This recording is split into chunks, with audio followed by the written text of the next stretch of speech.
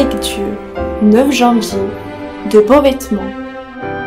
Réveille-toi, réveille-toi, réveille-toi de ta force au Sion, réveille-toi de tes vêtements magnifiques au Jérusalem, ville de sainteté.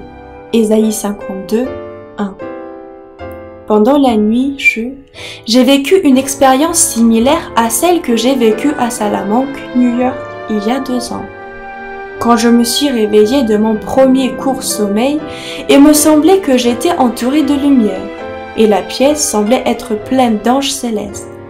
L'Esprit de Dieu était sur moi, et mon cœur était plein en débordé. Oh, quel amour brûlait dans mon cœur! Je m'exclamais à haute voix, « Seigneur Jésus, je t'aime, tu sais que je t'aime, mon Père céleste, je te loue de tout mon cœur, car Dieu a tant aimé le monde qu'il a donné son Fils unique, afin que quiconque croit en lui ne périsse point, mais qu'il ait la vie éternelle. » Jean 3, 16. Le sentier du juste est comme la lumière resplendissante, qui brille de plus en plus jusqu'au jour parfait. Proverbe 4, 18. Jésus, mon Rédempteur, le représentant du Père, je mets ma confiance en toi. Ma paix était comme une rivière. Je semblais être enfermée avec Dieu en douce communion avec lui pendant mes heures de veille et de sommeil. Quel privilège élevé et saint semblait être le mien à travers l'amour, la vie et la tutelle de Jésus. Oh, pourquoi l'Église de Christ ne se lève-t-elle pas et ne revêt-elle pas ses beaux vêtements? Pourquoi ne brille-t-elle pas?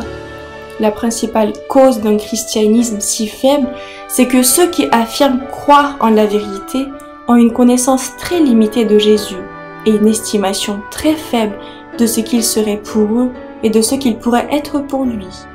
Nous avons les vérités les plus solennelles et les plus importantes qui aient jamais été confiées aux mortels. Si nos paroles, nos pensées, nos actions étaient plus pures et élevées, plus conformes à la sainte foi que nous professons, nous devrions voir nos responsabilités sous une lumière bien différente, comme elle paraîtrait solennelle et sacrée.